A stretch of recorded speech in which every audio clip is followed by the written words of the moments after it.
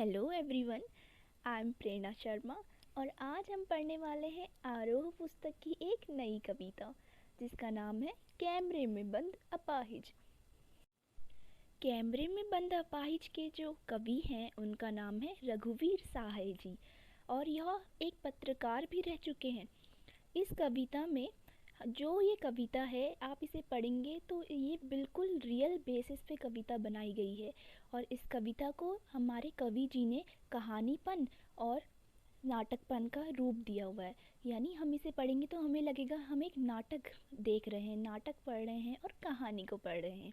चलिए शुरू करते हैं। कैमरे में बंद अपाहिज। हम दूरदर्शन पर बोलेंगे, हम समर्थ शक्तिवान, हम एक दुर्बल को लाएंगे एक बंद कैमरे में।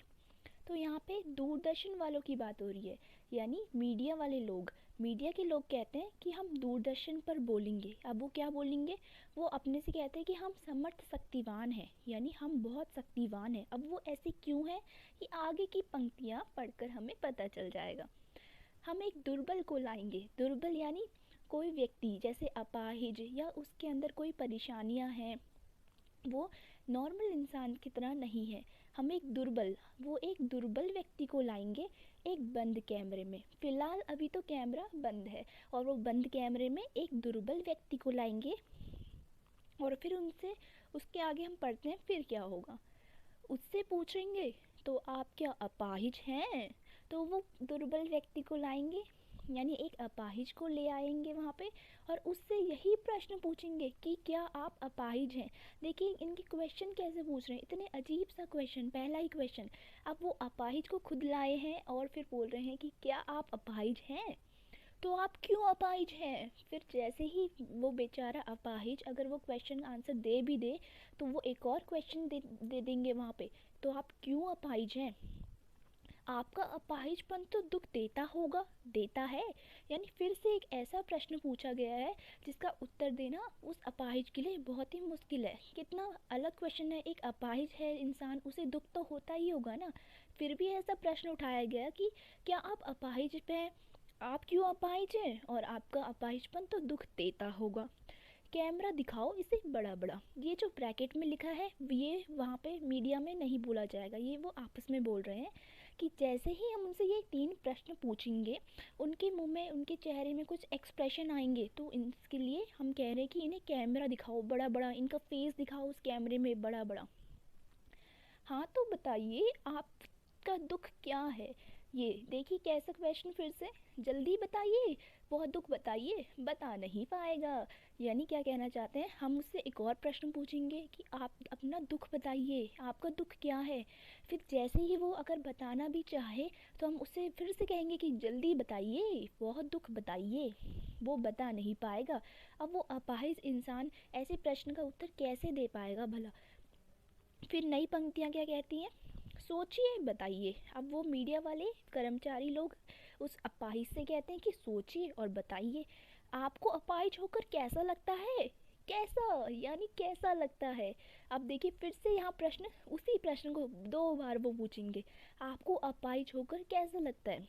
एक अपाहिज व्यक्ति को अपाहिज होकर कैसा लगेगा, ये कैसा क्वेश्चन है, देख सकते हैं आप खुद ही। तो वो जानबूझकर ऐसे प्रश्न पूछेंगे जिससे वो अपाहिज परेशान हो जाए और वो अपने कैमरे में उसका फेस, उसके एक्सप्रेशन को दिखा सकें और उसको अपने कार्यक्रम को और भी रोचक बना सकें, क्योंकि लोग तो इंतज़ार कर रहे होंगे उसके उत्तर का।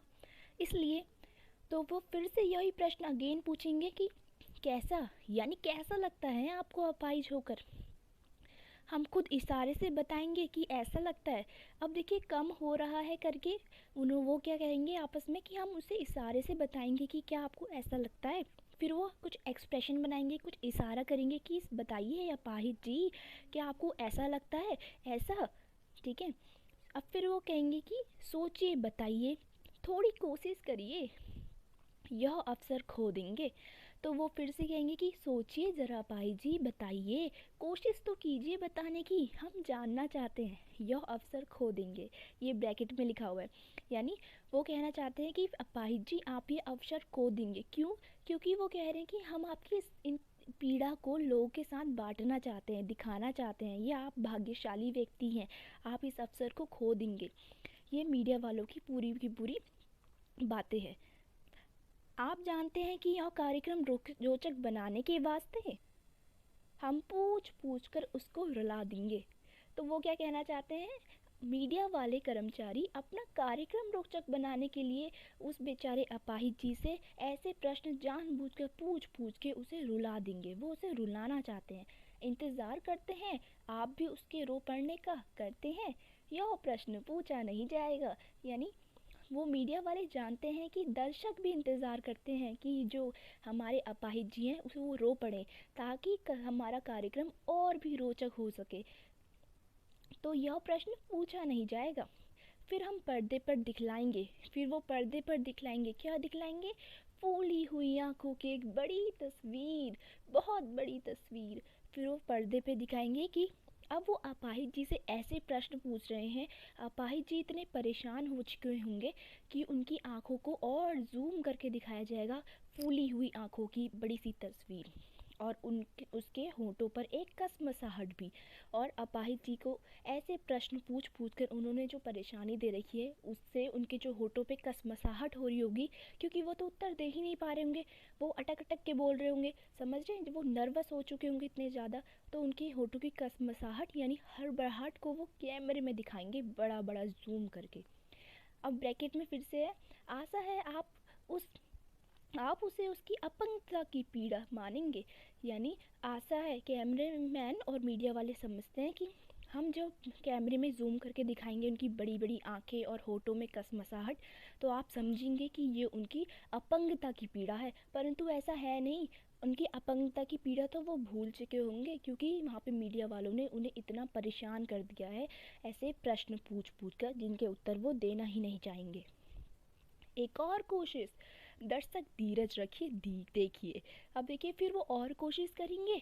दर्शक धीरज रखिए, वो दर्शक के लिए धीरज रखिए, मतलब कि वो अपनी और कोशिश करेंगे। ऐसा नहीं कि दर्शक आप अभी चले मत जाइए, अभी और है हमारे प्रयास, ठीक है, एक और कोशिश करेंगे।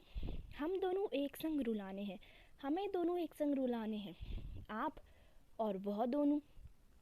अब वो कह रहे हैं मीडिया वाले कि हमें दोनों को, यानी दर्शक को और अपाहिज को, दोनों को साथ में रुलाना है। और कैमरा बस करो, नहीं हुआ रहने दो, पर्दे पर वक्त की कीमत है। अब अगर लास्ट में फिर नहीं हुआ, अपाहिज भी नहीं रोए और दर्शक भी नहीं रोए, फिर कैमरा को बंद करवा दिया जाएगा। क्यों? क्योंकि पर्दे पर वक्त की कीमत है। यानी अगर पर्दे पर वक्त की कीमत है, कहने का मतलब है कि एक ही इंसान के पीछे वो इतनी देर अपना समय नहीं लगाएंगे। उन पे उनके पास और भी सारे व्यक्ति हैं जिन पे वो ये दोबारा से इसी तरह की प्रश्न की बौछार करेंगे और उनके काम बन जाएगा।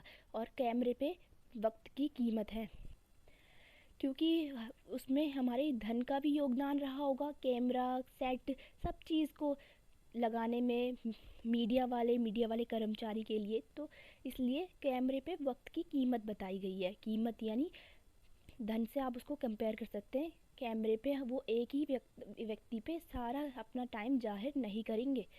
हुआ तो ठीक, नहीं हुआ तो फिर वो अपना आगे का कार्यक्रम देखेंगे। फिर उसके बाद अब मुस्कुराएंगे हम। आप देख रहे थे सामाजिक उद्देश्य से युक्त कार्यक्रम।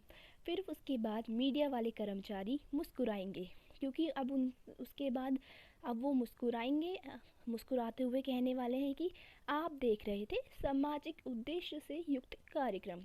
और फिर बस थोड़ी ही कसर रह गई, ये वो ब्रैकेट में लिखा हुआ है, यानी वो अपने मन में या आसपास बोलेंगे कि थोड़ी ही कसर रह गई थी। क्यों? क्योंकि अगर दोनों रो जाते तो कार्यक्रम बहुत ही रोचक हो जाता, इसलिए। और फिर वो कहेंगे धन्यवाद। तो हम इसमें देख रहे हैं पूरी की पूरी कहानी में किस तरह इसमें हमें एक अपाहिज को लाया गया था। अपाहिज को लाया गया था उसकी पीड़ा को जताने के लिए, लेकिन किस तरह ये करुणा जगाने के मकसद से शुरू हुआ कार्यक्रम क्रूर बन जाता है। यानी कहाँ से अपाहिज की भावनाओं को दर्शाना, व्यक्त करने से लेके कार्यक्रम उसको परेशानी खड़ा कर देता है, उसे दुखी कर देता है, ऐसे बेहुदे प्रश्न पूछ पूछ के।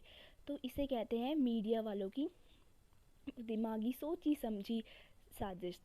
यानी इस तरह से यहाँ पे बताया गया कि ये रियलिटी ऐसी होती है। तो थैंक यू। अगर आपको मेरी वीडियो पसंद आई होगी तो please do comment, like and subscribe and share please. फिर मिलते हैं नेक्स्ट वीडियो के साथ।